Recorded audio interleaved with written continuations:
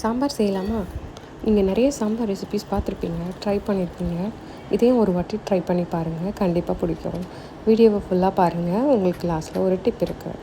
முதல்ல உங்களுக்கு பிடிச்சமான வெஜிடபிள்ஸ் எடுத்துக்கோங்க. நான் இன்றைக்கி முருங்கைக்காய், முள்ளங்கி எடுத்திருக்கேன். அதோட நம்ம தக்காளி, சின்ன வெங்காயம், பச்சை மிளகா, பூண்டு இதெல்லாம் சின்ன சின்னதாக கட் பண்ணி எடுத்து வச்சுக்கோங்க. இப்போ நான் ஆல்ரெடி வாஷ் பண்ணி 15 மினிட்ஸ் ஊற வச்ச பருப்பு எடுத்திருக்கேன். அதோட நம்ம வெஜிடபிள்ஸ் எல்லாம் போட்டுக்கலாம். அப்படியே தேவையான அளவு மஞ்சத்தூளும் போட்டுக்கோங்க. நான் எப்போவுமே வெஜிடபிள்ஸ் குக் பண்ணுறப்போ ஃபஸ்ட்லேயே உப்பு போட மாட்டேன். அது வெந்து ஃபுல்லாக ஆனதுக்கப்புறமா தான் உப்பு போடுவேன். ஆனால் நீங்கள் உங்களுக்கு பிடிச்ச மாதிரி போட்டுக்கலாம். அப்புறம் வெஜிடபிள்ஸ் முங்குற அளவுக்கு தண்ணி வச்சுட்டு குக் பண்ணிவிடுங்க. நான் இன்றைக்கி 5 விசில்ஸ் வச்சு எடுத்திருக்கேன். அப்படியே வெஜிடபிள்ஸ் குக் ஆகிட்டு இருக்கும்போதே ஒரு லெமன் சைஸ் புளி எடுத்து ஊற போட்டுருங்க. பாருங்கள், இப்போ நம்ம காயெல்லாம் வெந்துருச்சு. அப்படியே லைட்டாக கிளறி விட்டுருங்க.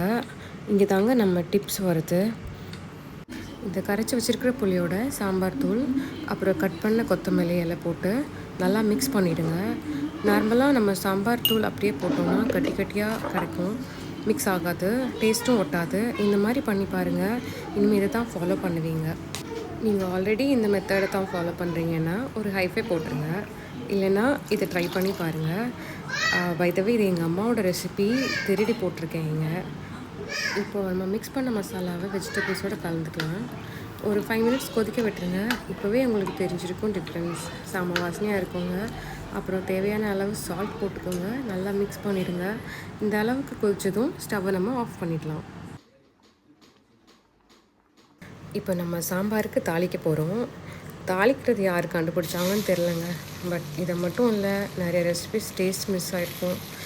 தாளிக்க கடாயில் ஆயில், மஸ்டர்டு, வெங்காயம் பொடியாக கட் பண்ணது சின்ன சின்னதாக, நீங்கள் பெரிய வெங்காயம் எடுத்துக்கலாம், இல்லை சின்ன வெங்காயம் எடுத்துக்கலாம். அப்புறமா காஞ்ச மிளகா போட்டு பொரிஞ்சதும் பெருங்காயம் போட்டுக்கோங்க. எல்லாமே உங்களுக்கு தேவையான அளவு போட்டுக்கோங்க. அண்ட் ஃபைனலாக கருவேப்பிலை போட்டுக்கலாம். அவ்வளோதாங்க. அப்படியே எடுத்து நம்ம சாம்பாரில் ஊற்றிட்டோம்னா டேஸ்ட்டு பிடிச்சிக்கும். இந்த ரெசிபி உங்களுக்கு பிடிச்சிருந்துன்னா லைக் பண்ணுங்கள், ஷேர் பண்ணுங்கள், சப்ஸ்கிரைப் பண்ணுங்கள். பாய்.